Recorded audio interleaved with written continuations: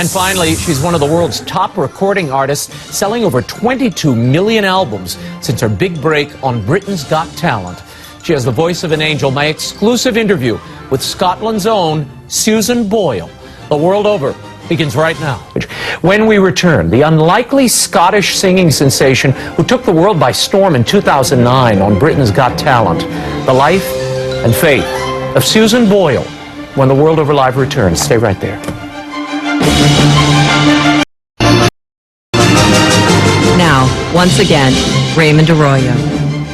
Welcome back to The World Over. My next guest is one of the most successful recording artists in the world.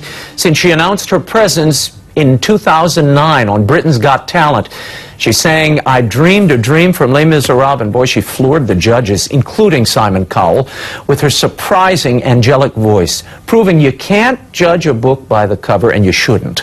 Since then, she's sold over 22 million albums and is currently on her first concert tour in the United States. An overnight success? Hardly. The road to fame has not been an easy one for Susan Boyle. I sat down with her recently at St. Malachy's in New York City to talk about her unlikely career and the faith that made it possible. Susan, you grew up in a family of 9, an Irish Catholic family, obviously a big one. What was it like growing up in that family, and what did it teach you about faith?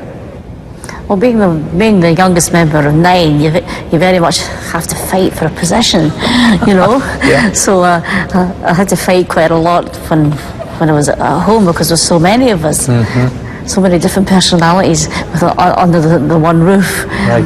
And where faith came in, my mother and father were very strong Catholics. And we went to church every Sunday, and with all the obligations and things like that.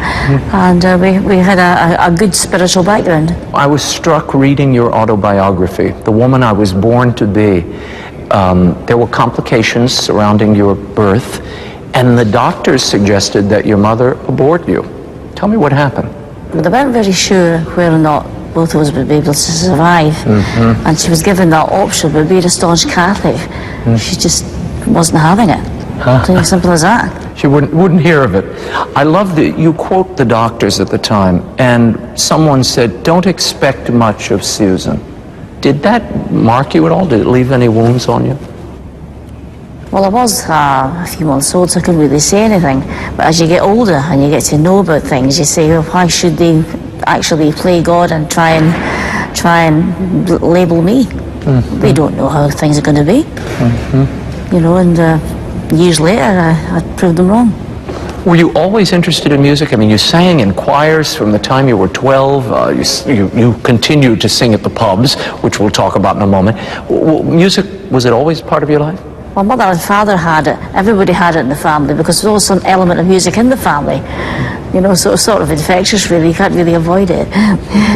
And so you did it for joy. I mean, you did it because it was a natural outgrowth of your joy and your expression. It was also a very natural way of expression as well, because being the way I was with Asperger's, being born with that means you have some difficulty in communication.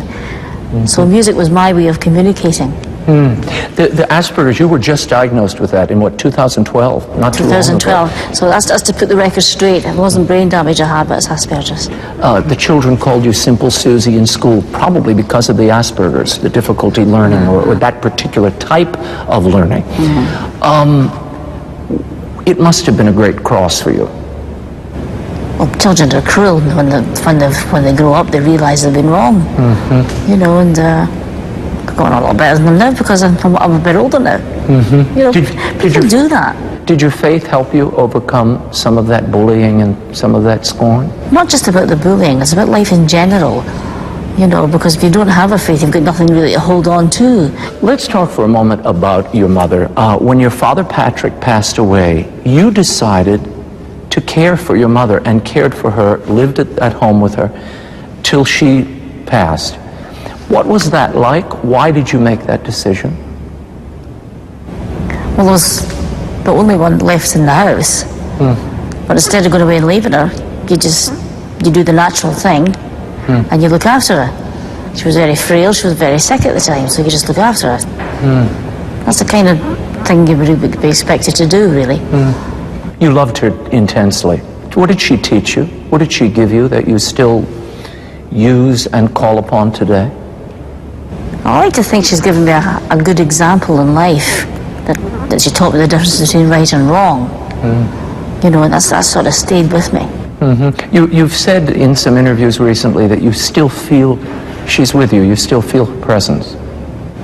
She's still with me, yes. I mean, she's died physically, but not spiritually.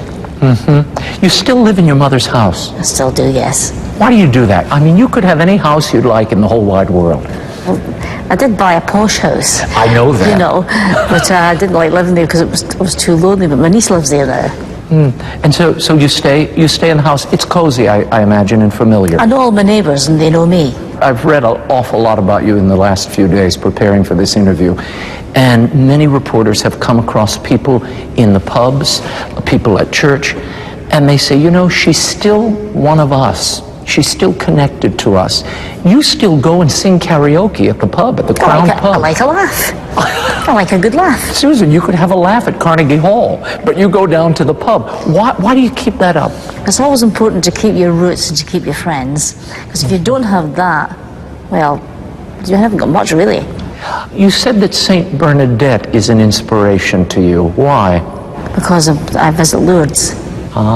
She's a very great inspiration to me.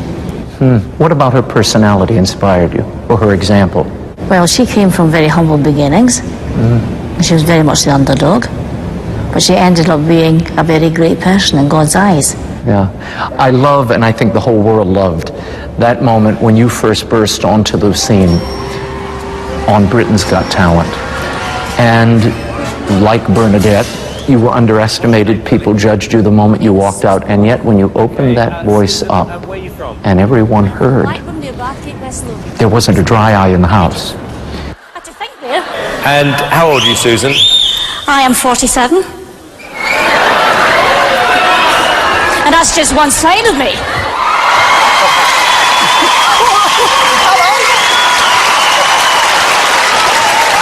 Okay, what's the dream? I'm trying to be a professional singer. And why hasn't it worked out so far, Susan? I've never been given the chance before, but here's hoping it'll change.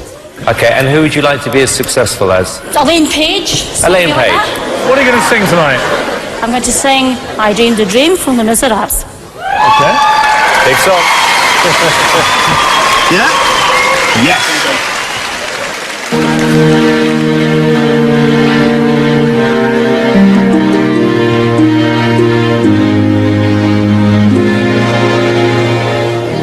I dreamed a dream in time gone by. When all smiles light were You didn't expect that, did you? Did you? No. I dreamed of love would never die. I dreamed that God would be forgiven. I was young and unafraid.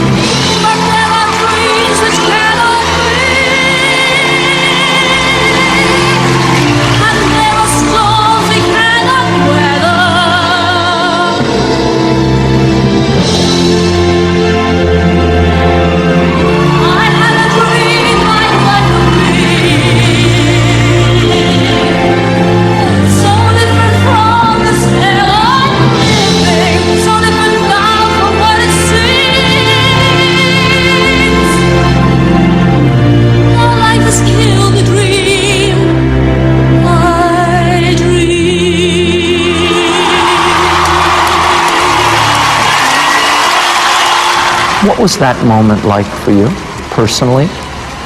Well, I feel I was inspired by Our Lady, because I was up against a wall. My mother just died.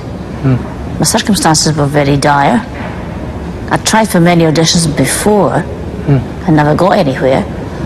And I feel that she was helping me at that particular time. And that was meant to be. I love that even in 1999, you poured all your life savings into creating a demo tape. You sent it around to places. Nothing happened. Your mother wanted you to audition for Britain's Got Talent and was certain you could win. She actually encouraged me to do auditions for other places as well. Because she believed in me. You know, and my other sister Mary was a good singer as well, and I thought I'd carry on the tradition. And what do you think she would say if she were here today, your mother, I Bridget? think she'd be very proud of me. I think she'd be saying, you know, calm down a bit, you know, and just take it all in your stride and enjoy yourself. But you seem to be enjoying yourself, and when you sing, there is this, it's a spirit of joy. Are you aware of that? Are you experiencing that when you sing? Well, I'm not really aware of anything spiritual, but I just know that I give a lot of pleasure to people and they make people happy. So there must be something there that makes them happy. You have achieved amazing things in these last few years. You sung for Pope Benedict. You sang with your childhood idol, Donny Osmond, in Vegas. Right, okay. So here's my question. What was more satisfying, singing for the Pope or singing with Donny Osmond? As they are both good celebrities, I would put them both on an equal and say they were great to work with. Do you see yourself as a role model for the underdog? I have to give this one a bit of thought. When you put yourself in the public eye, you are a role model, and people look up to you. It's up to you to maintain an example, like my mother did with me. So I like to think I can give an example to other people. Why has it taken you so long, Susan Boyle, to tour America? You have yet to do this. Was it nerves? Was it uncertainty about this, what audiences would expect here? When you do a tour, it takes a lot of preparation, and you have to do it in a measured way and at the right time. 4 years ago, or whenever, was not the right time because I didn't really feel I was ready. But I feel I'm ready now to say a big thank you to them, and this is my way of doing it. What can we expect from the tour? You can expect some songs you may know, some songs you may not know. You can expect to have a good time. Why do you think the world has so embraced you? Of all the singers, there are millions of them out there. Why is Susan Boyle a performer that people not only want to come and see, but they want to hear that voice every day of their lives, in their car, at home? Well, apart from the obvious answer, luck, I think probably it's because you get what you see. When you look at your journey to this moment, do you see this as a mission for you? Is there a mission for Susan Boyle in all of this? Well, God uses you in a way to really be a kind of example to people. I think this was God's way of saying, this is what you can do, Susan. This is what I have for you. I have a talent, but it's not mine, it's His. So it's His way of saying, you've got a talent, you've got to go out there and use it. Susan Boyle's new album, Hope, hits stores on October 21st. For information on Susan's U.S. tour and how you can get tickets, visit SusanBoyleMusic.com. That is all the time we have for this week. Until next week, the show continues on Facebook and Twitter. Like me on Facebook, follow me on Twitter. Let me know what you think of tonight's show. And the links are at RaymondArroyo.com.